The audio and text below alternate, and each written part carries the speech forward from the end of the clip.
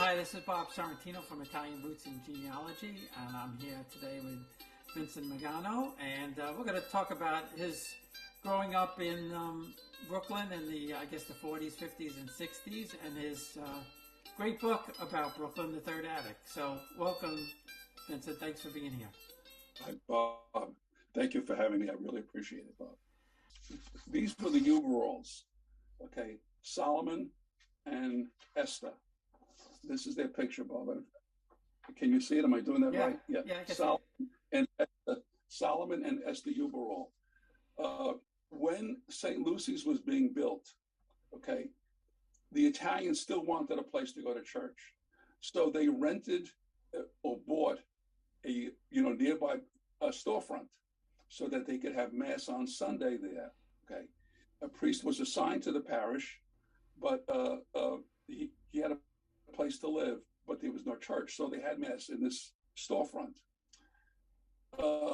They had to buy it, okay, and they put down a small amount of money because they were spending their money on the church, and they got a huge mortgage for them at the time, huge, to be paid in 1913. Now this is 1904.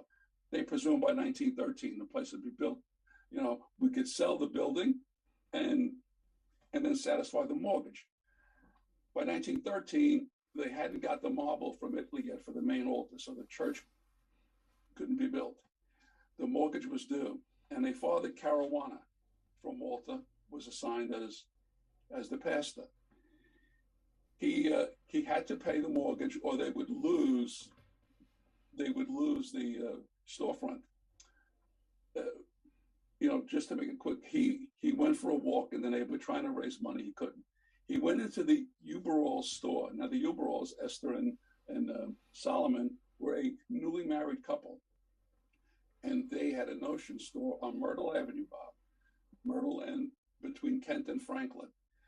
And again, this is 1913, and he went in, and Solomon said to Father George, "Father, why are you so sad?" And he explained to him he needed the money.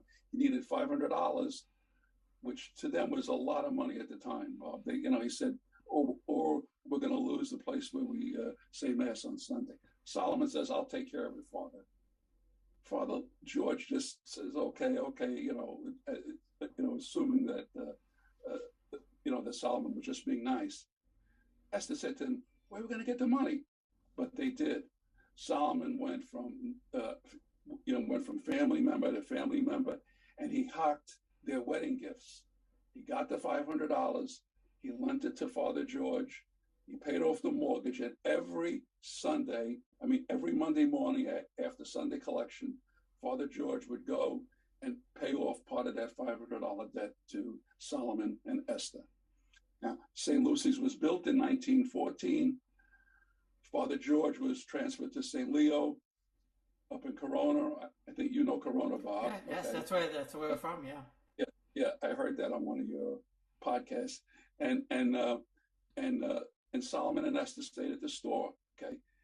Now, Solomon unfortunately died in around 1920, right at the end of World War I. He had a heart attack as a young man and died. Esther continued with the store, the auction store. Her family helped her. Her children got older. But she and Father Caruana, of course, never saw each other again. In 1939 and 1940, in that era, Esther was getting many letters from Solomon's family in Austria. Solomon was from Austria, she was from Russia, and pleading with her to try to get them into America because there was this madman talking about gas chambers and things, so they had to get out of Austria.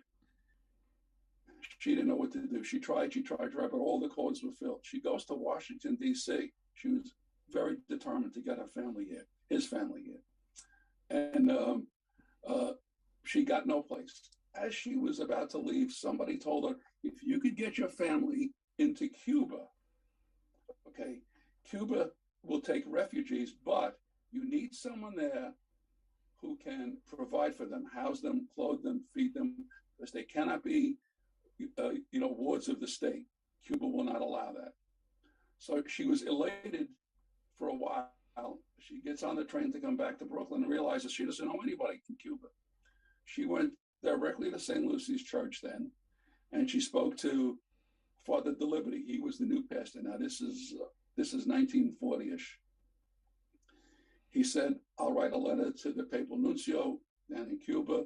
I'll cable him, and I'll let you know." A few days later, he says to her, "Get on the plane and go down. They're ready to meet with you." She gets on a plane, goes down to Cuba. As she gets off the plane, Bob, she sees an altar boy dressed in his altar attire approaching her with a bouquet of flowers. And she's a little puzzled. So quizzically, she looks up and she sees an ecclesiastically robed, man dressed in red with his arms stretched out. And he says, "Esther Ueberall, don't you remember me?" And it was Father Caruana. She broke down into tears. Well, this is Father Caruana. He is now an archbishop. Okay, he's an archbishop, and he is the papal nuncio in Cuba, with a direct link, obviously, to Rome.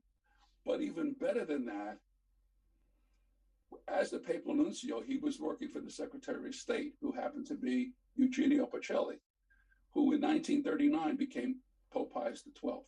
So he had a direct link right to the Pope.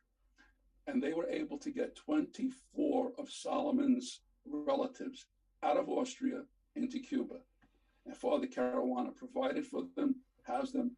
He gave them kosher food. And Esther was elated. In 1951, 52, as I recall, he became very ill and came back to America. And he died here, and she went to visit him, I think down at Pittsburgh, Philadelphia, someplace like that. I think it was Philadelphia, in a hospital there. And he gave her a relic of St. Francis de Sales. And she wrote an article on that. And in my neighborhood, Bob, in that area where I come from, about 3 or 4 square miles, everybody knew of the Uberall story. Everybody. We were raised on this story. That's how important it was to our grandparents, that the Uberalls were so kind to them. And I don't know what you remember the book. In the ceiling of the church, they have these grates. These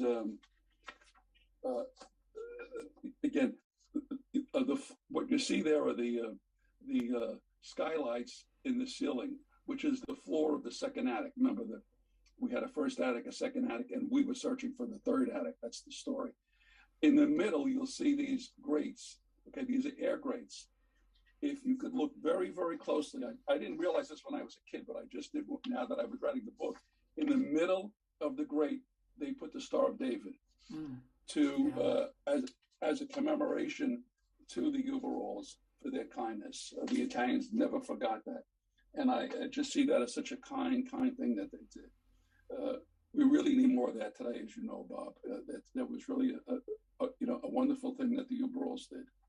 Well, yeah, and I mean, the incredible part of the whole story is that 25 years later, World War II, right? Yes, I'm a true believer in it. There aren't coincidences like that. There's some kind of force